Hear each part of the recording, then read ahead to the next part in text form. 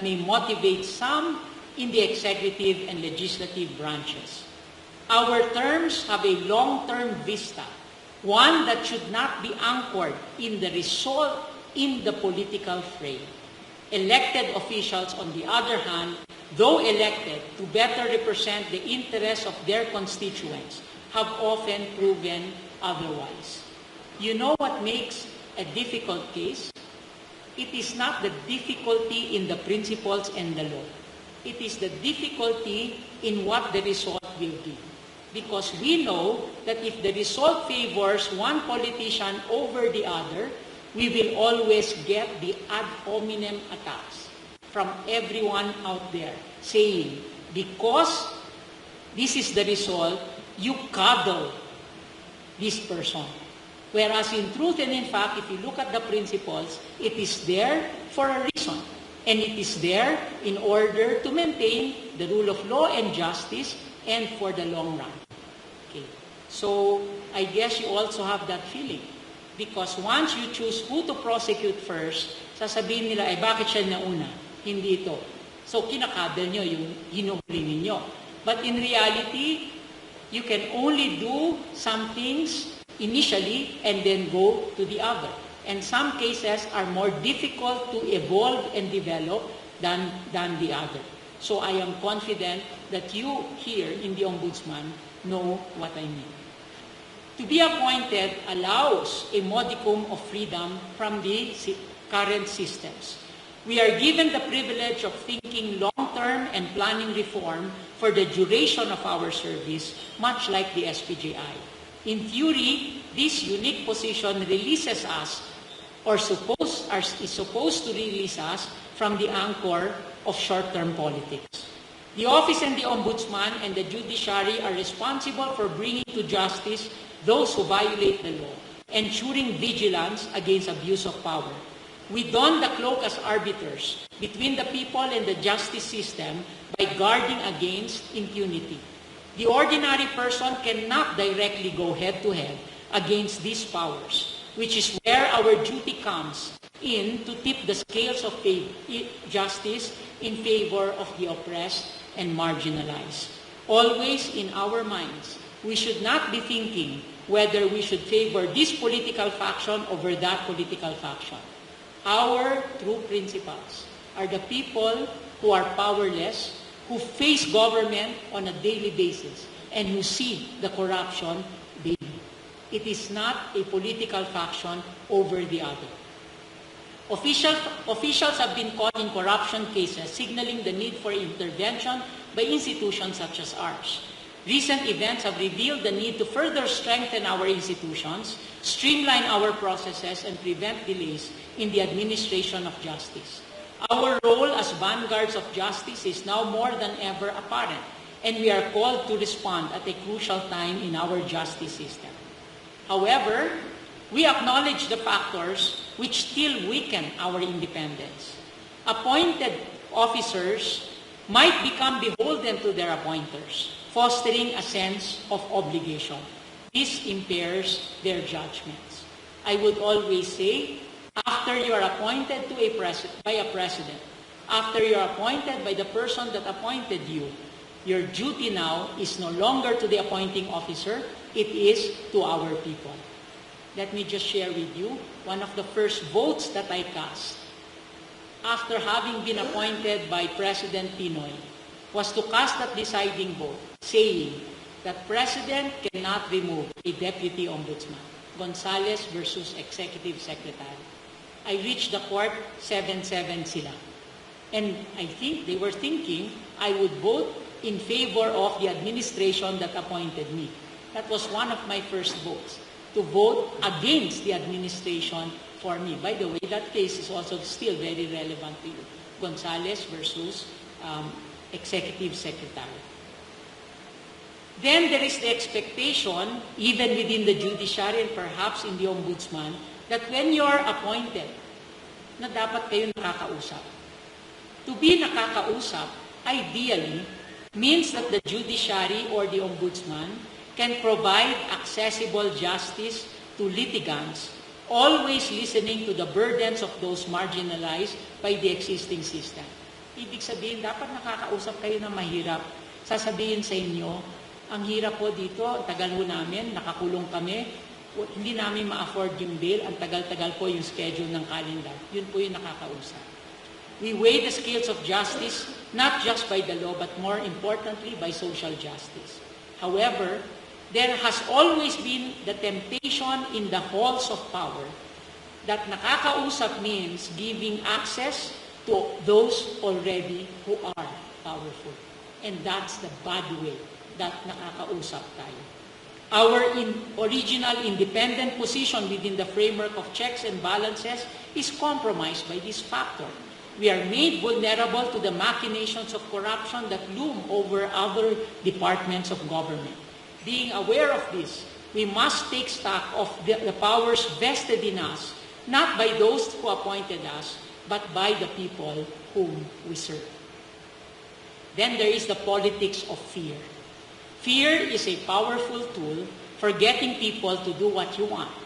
Almost synonymous with power itself, fear has been wielded by some to influence the actions of the masses, their allies, and enemies alike. We are turned against each other through fear-mongering, sowing discord and paranoia among even the best of us. The way fear works is simple. It targets an innate insecurity in an individual, our deepest motivations, our families, affiliations, affairs, desires, our tenure in public office, all of which can be brought to light through shaming us, can trigger fear. Fear as a political tool manufactures instability, threatening either our individual or our collective positions. For some, this means the fear of being stripped by the legal titles that we have, the power, the prestige, and the privileges that we enjoy. We see the politics of fear at work when political figures shy away from speaking truth to power because their allies might revoke their positions. Far too long have we been invested in our indebtedness to those who have brought us to where we are in life. Some bend over backwards to accommodate these patrons, turn a blind eye, and facilitate the ejection of political rivals. This should no longer be the case. We are indebted to no one except the mandate of our office. We are not accountable to the appointing power or the present administration. The powerful are not our principals. Our principals are the voiceless, the powerless, the Filipino people, long suffering from the abuse of the powerful. The rule of law should be the rule of social justice. What must be legal in our hands must be what is just. This is not to say we ignore present realities. I have spoken extensively about the need to interpret the law in context. The law is not a monolith to be followed blindly. Its text, a codified norm, and like all texts, must be read against the social, historical, and political factors that produce it and that continue to support it. Contestation of dominant views that have not worked for everyone, not the mythical deliberative consensus of the anonymous few, is the foundation of democracy. Contestation and challenge is the foundation of democracy. Law and its interpretation should be the product of that contestation. Our Constitution embeds the words social justice as one of its important principles alongside democracy. Social justice should be elaborated in every case we decide and every case that you file. It often requires that we not deliver on the short-term political expectations of those who consider us their allies. It may be that social justice, the result required to favor the vulnerable and the marginalized, may be a decision or a position that goes against the interests of those in power. It may be that the requirement of social justice requires you to judge your demise as a public officer. That may be possible. While we hold public trust, we must always be aware that the power entrusted in us is temporary. We must not fear losing it if doing so means we have done what is right. The moment we believe that our task is to prolong our tenure in office, regardless of whether it will address the liberation of our people from oppression and abuse, we will become lost in a false rhetoric fueled by paranoia and grandiosity. We become slaves of the greedy. We must understand, however, also that we are not here to be saviors of the masses. Instead, our role is to understand the narratives of those who suffer and to enable and empower them. We are only as good as the work we do in raising the consciousness of the people we serve. Our work is to help them recognize their latent power. For the judiciary and the ombudsman, this means always improving this concept of access to justice. The people do not need a Messiah to save them. That is impossible. EDSA 1 and EDSA 2 taught us that there can be no Messiah. People power should remain people power, not a legitimization of a faction of the elite using the rhetoric of democracy and people to further inequality and disempowerment. Tulad nga ng palaging sinasabi ng iba, walang magpapalaya sa atin kung hindi tayo mismo. Walang magpapalaya sa atin kung hindi tayo mismo. Hindi presidente, hindi savior, hindi Messiah. Taong bayan, organized, demanding of us that we do our jobs. This is where we begin dismantling the politics of fear. When we look beyond our positions and titles and focus on the work of empowering and enlightening our people, we become safe from it. We become ready for our own demise. We accept that we will not be remembered as heroes. We accept that our legacy is to lessen the suffering of our people, even if we are not remembered. Our goal is liberation, not remembrance. I repeat, our goal is liberation, not remembrance. What we need now are state persons, statesmen, who are not swayed by immediate political pressures. And we need leaders, not demagogues. We need wisdom, not viral posts. We need leaders who live their principles, not those who live for memes. The times call for leadership that invites critical thinking rather than fear, decisive decision-making rather than rash action, and genuine service rather than self-serving public statements. We will never be fully immune to the politics of fear or the temptations of power. There will be moments of weakness, and as humans, we will slip. This is why we need to be inspired by those we work with. We need to be reminded that being critical does not mean being psychopaths. Sa Tagalog, mga sipsip, to those whom we are indebted. We must leave behind our fear of being unmoored from our positions, sacrificing in turn our duty to our people. We must have the courage. Serving our people well with intention and purpose is difficult. Doing what is right and just will often displease the status quo. I will repeat. Doing what is right and just will often displease the status quo. If we live under injustice, then it should displease them. That displeasure will invite a propaganda of shame to be directed at us. I know. I have been there. I am still there. You should know. You have been there. You are still there. They will do their work.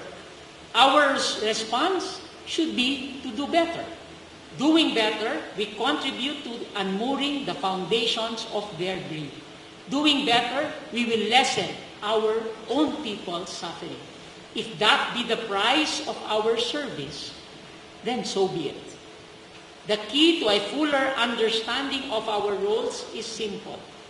Our titles and our power are not for us. It is not about us. It has never been about us. And therefore, we should aim never to only be remembered. finally, I leave you with two further ideas that have inspired me.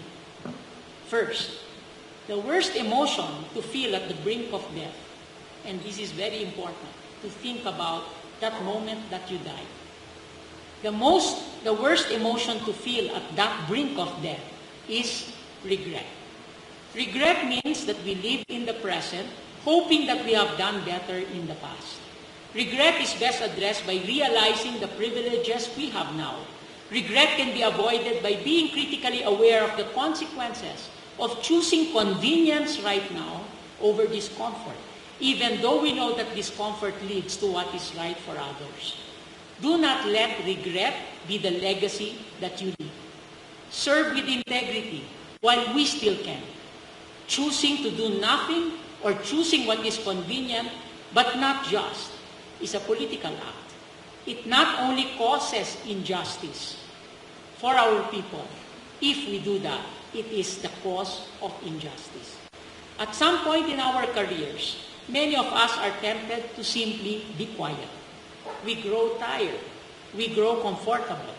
We tell ourselves that someone else will speak, that someone else will act, that this is not our fight. But silence is never neutral. It is permission. Remaining silent in the face of corruption, especially when we hold office, authority, and voice, is complicity in injustice. Silence is not prudence. Silence is not humility. Silence is injustice. Second, I again emphasize that the titles and masks we currently carry are transient.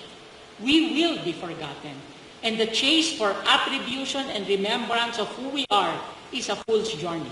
What is important is that we know, when we are alone and forgotten, that our lives have mattered, that we have not only lessened the suffering of another human being, but also contributed to a society where all have the capability and the ability to achieve a meaningful life, not like what we have right now.